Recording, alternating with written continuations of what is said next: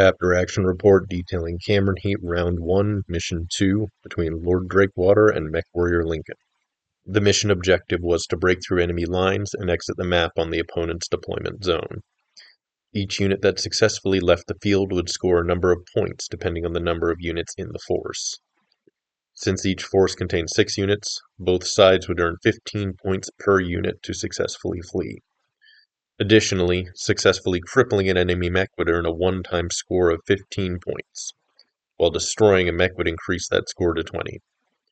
Objective score would max out at 60 points. Combat score would also be awarded based on the number of enemy units crippled or destroyed, 6 points for every crippled unit and 10 points for every destroyed unit up to a maximum of 40 points.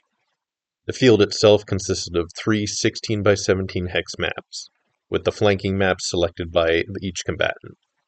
The center map was a symmetrical layout primarily featuring a level 2 ridgeline and sparse light woods that could potentially interfere with shooting enemies on the far side of the ridge. Lincoln utilized the woodland map, featuring multiple concentrated patches of woods on hills. Lorddrakewater used the Grasslands Rolling Hills 3 map, which was covered with dense trees and extensive level changes. The largest consideration for each map selection was that the double blind rules were in effect. Detailed on Tactical Operations Advanced Rules, page 188, double blind prevents opponents from knowing the exact location or nature of enemy units unless they have direct line of sight from one of their own units. Lincoln utilized a force constructed by Duke and pulled from the RimWorld's Republic mold. The list featured a lance of mechs supported by 2 vehicle units. At the center of this list was 2 heavily armored Juggernaut units, the Mackie providing excellent area denial, and the Dragoon providing some more long-range firepower and crit-seeking. They are supported by 2 skirmishers, the Crab and the Wyvern, who pack enough weapons and jump to harass enemy targets. Finally, the AC-2 carrier provides some long-range firepower, while the Beagle Hover Scout acts as a high-speed objective runner. Lorddrakewater commanded a force built by Sacred and pulled from the Star League-era Draconis Combine mold. The list featured an all-mech force with high average speed, with all units capable of at least 4-6 movement, and the majority able to travel at least 5-8. A pair of veteran heavy mechs provided the primary fire support of the list, with a Warhammer and Archer able to lay down accurate fire at range with PPCs and LRM-20s.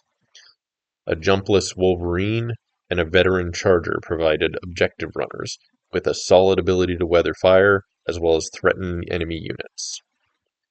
Rounding out the list was the obligatory DCMS Panther for extra firepower, and a Royal Stinger to give the list the ability to rapidly cross the map and run objectives. Deployment for Lincoln was a simple affair.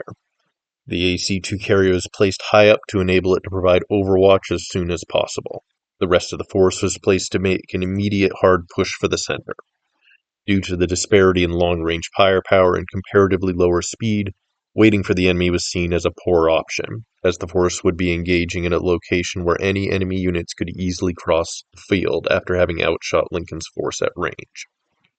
As such, the decision was made that the best course of action was a quick rush for the center to maximize the number of mechs headed for the board edge, and hopefully engage the longer ranged and higher skill mechs closer, where their skill and weapons advantages would be reduced.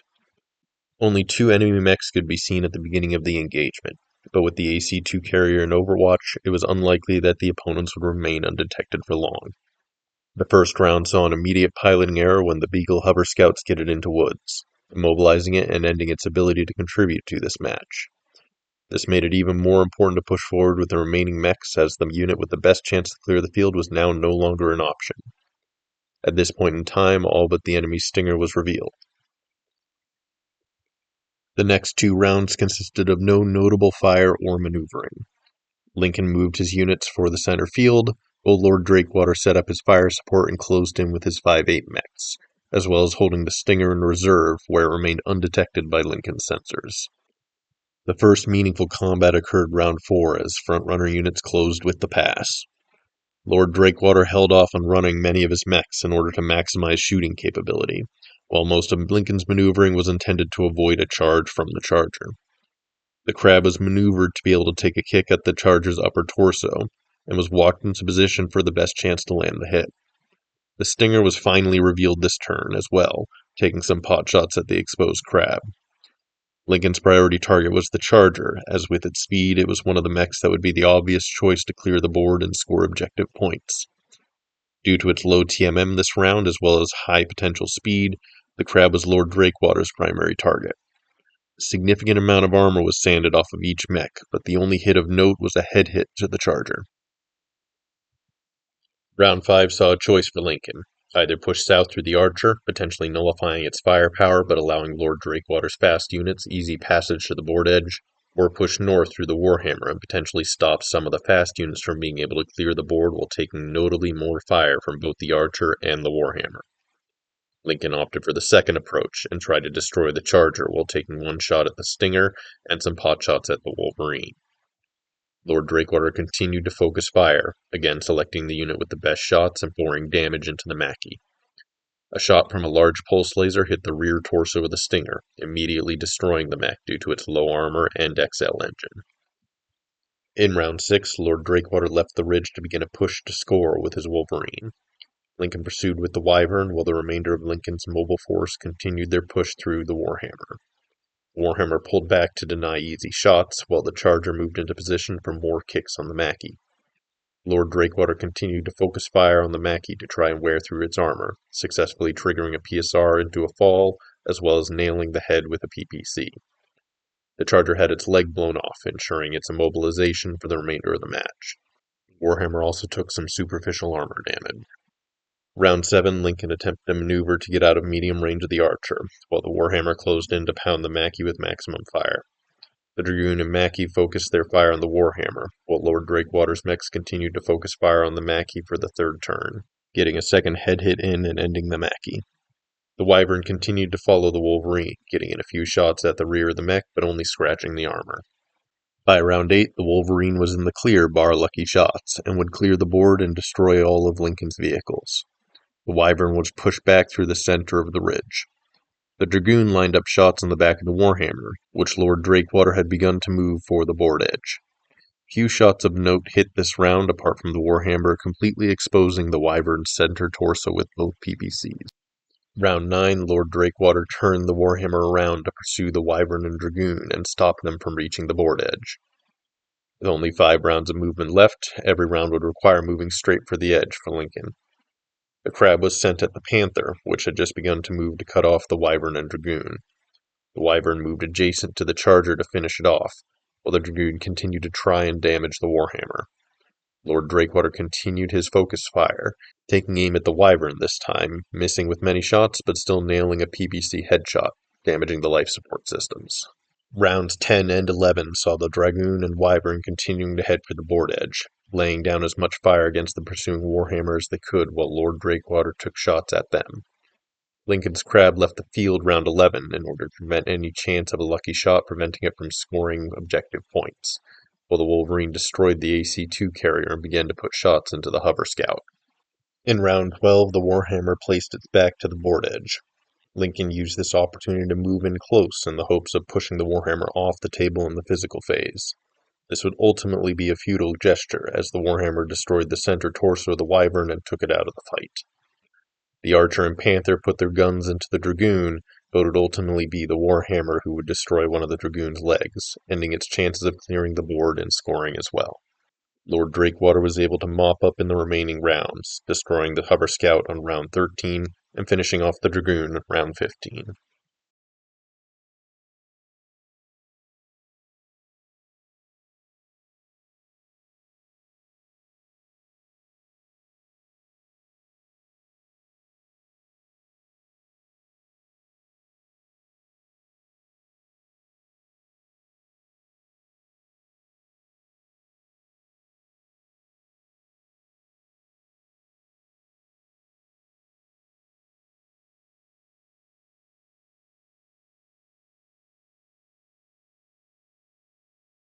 The final score for Lorddrakewater was 75, 35 from objectives and 40 from combat.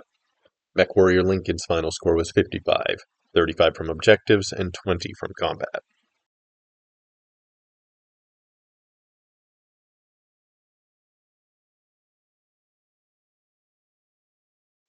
The decision to press through the Warhammer as opposed to the Archer in round 5 was made based on the idea of maximizing objective denial to the enemy.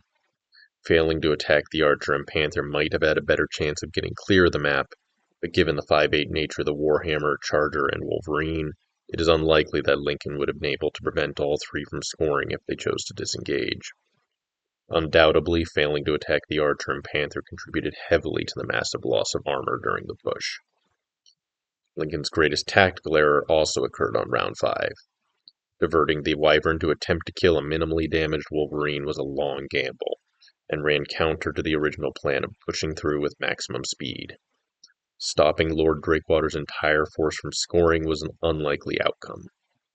As a result, the Wyvern was an easy priority target for multiple rounds, and between a maximum TMM of 2 and only having a 45-ton mech's armoring, it was unlikely to survive the attention of 2 veteran heavy mechs.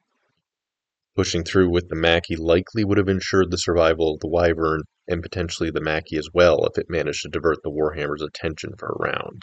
Moving the Wyvern through the Archer in round 8 onwards could have also been a much more survivable path for the Wyvern than attempting to rejoin the Dragoon, although it should be noted that the direction was chosen in order to maximize the chance of crippling the Charger, as a missing leg is not enough to cripple a mech for combat score.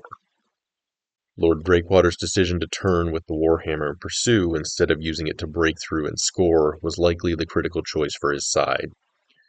It gave him a significantly higher chance of stopping both the Dragoon and Wyvern from scoring, trading the opportunity for 15 objective points for a better chance at 10 more combat points and the best chance to deny Lincoln 30 objective points. Similarly, placing the Warhammer in an exposed position was a good lure. It gave the mech the best shots at the Dragoon, while simultaneously presenting a potential target for the Wyvern to push off the map. If Lincoln took the chance to push the Warhammer off the map, it would put a heavily damaged Wyvern in the best position to be destroyed.